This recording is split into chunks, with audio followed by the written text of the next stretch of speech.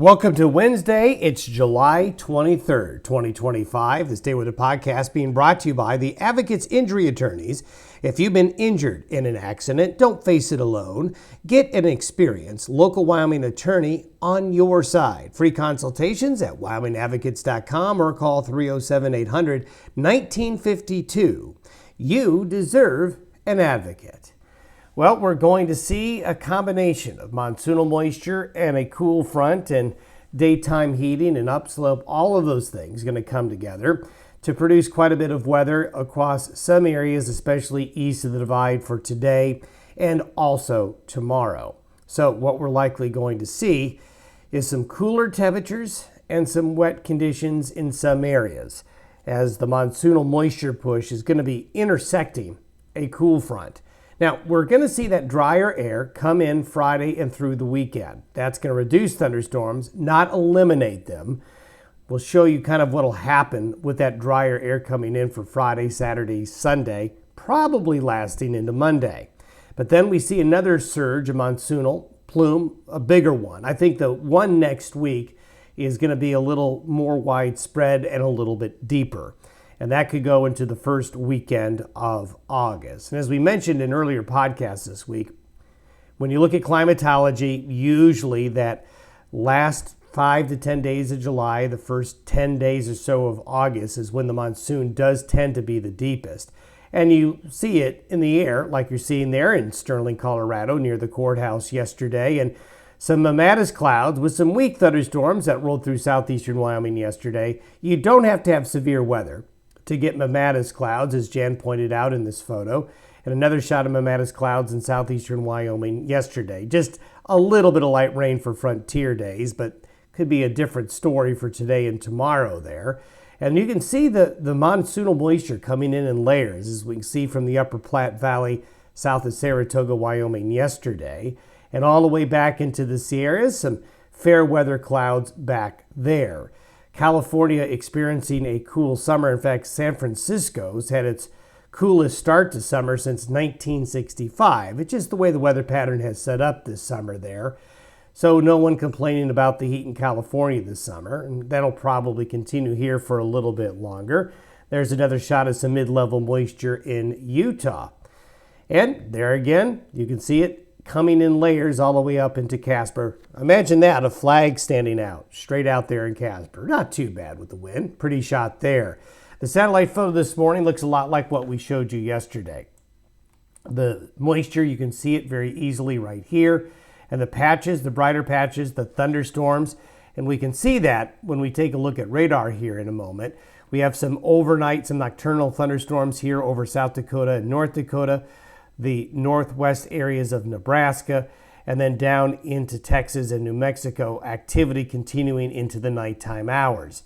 There you can see it. These overnight and early morning showers and thunderstorms will continue to grow through the morning hours, then will redevelop this afternoon and this evening.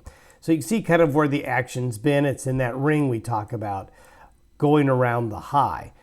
That little notch, well, here it is. It's moved out of Texas, and we can see the little swirl, very subtle, upper level low, and it's coming up just like this.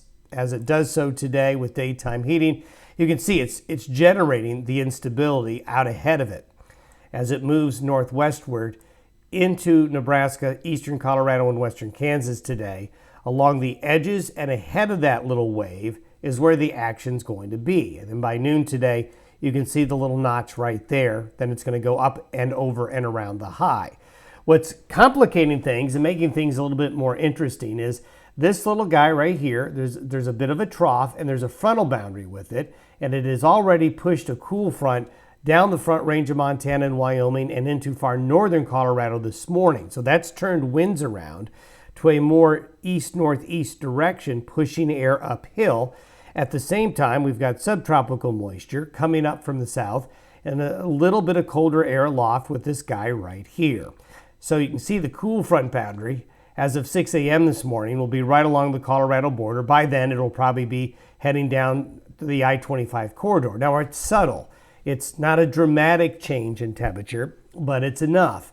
And it's enough to shift the wind directions around. So everything is kind of converging into one area. And this area is where you see the brighter colors of the showers and thunderstorms that will be redeveloping this afternoon through evening.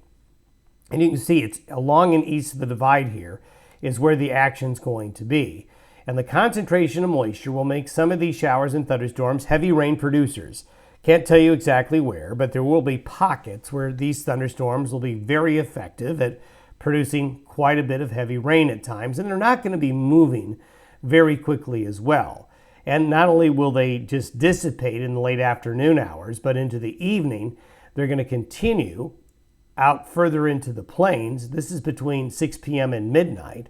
And then into the morning hours, we could see a cluster of thunderstorms right along the Kansas-Nebraska border, then heading east-southeast as they rotate around the high. And then there's plenty of moisture left behind for Thursday. And we'll take a look at that here in a moment. So here's your strong thunderstorm risk today in the darker green and the yellow shaded areas. There will be some strong thunderstorms. I think the biggest risk is that heavy rain threat, but also some hail and some very strong gusty winds. Now the moisture remains for Thursday. This is by noon Mountain Time Thursday. You can see the lighter color green, the white, and the darker green.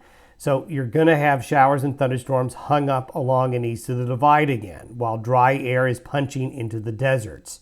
That dry air punching into the deserts will keep those areas quiet as we get into the Thursday. But Thursday, it's kind of a repeat, really.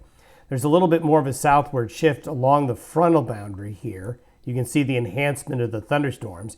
But from the Montana border through Colorado, in New Mexico, into Big Bend country, there's going to be heavy shower and thunderstorm activity. Again, big rain producers in some areas. Cooler, drier air punches into the Dakotas up here, so that will limit the thunderstorm chances and push them south. So there's your risk. Probably will have a narrow strip of yellow along the front range areas here showing up with tomorrow's Storm Prediction Center update. Then as we go out a little bit further, as we get into the weekend, the high shifts a little bit more to the east, and there's that drier air we showed you right here that's going to circulate through. So what that will do, that drier air, there's that punch. This is by late Friday. The thing to remember is that around the drier air, you're still going to get showers and thunderstorms, and also the white is plenty of moisture to see showers and storms. So you're still on the margins Friday and Saturday, still going to have some showers and thunderstorms. But as it expands north and east by Sunday, this is by noon Sunday, you can see the ring right there very beautifully. So for Montana, parts of the Pacific Northwest, North Dakota, the upper Midwest, you're still going to be active in the thunderstorms. But the Central Rockies, the southwestern United States, will see a break in the action. And this is by Sunday. So you can see the ring showing up very nicely where the moisture is. Where the moisture is, you're going to get the afternoon and evening thunderstorms. And there's your dry pocket right there. Then as we go and head into next week, the high is no longer here. It's reforming back to the further to the west. So what that will do, that will start the next cycle. So basically, we're kind of just resetting everything. Monsoons come in pushes. They come in slugs. There's always breaks between them. And then the next push comes up. We've got a good setup, a good circulation pattern that's going to start that flow of air back up through. And then when we take a look at the precipitable water forecast for Tuesday of next week through the following weekend, you can see it comes back up again. And it's going to continue to concentrate this monsoonal moisture flow kind of in the same areas that we're seeing this week. And when you put together and take a look at some of the modeling that goes out for a couple of weeks, there's some pretty good agreement. This is all the way through August 5th. We can see where the high pressure is going to want to be, so we don't have nearly as much moisture there with the high. But the European model, which we're showing you here, is just showing that continuing funneling of moisture. And so a lot of moisture here for the north central plains and the Dakotas curving back into the northwest Corn Belt. Look at this area here.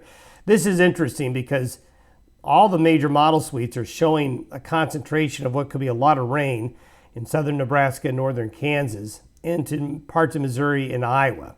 We'll just have to keep an eye on that. But also a robust slug of moisture going back through here as well. Now, the further west you go into the Great Basin, the moisture is just not going to get to there. So you're going to be drier. This is the European model. This is the AI version.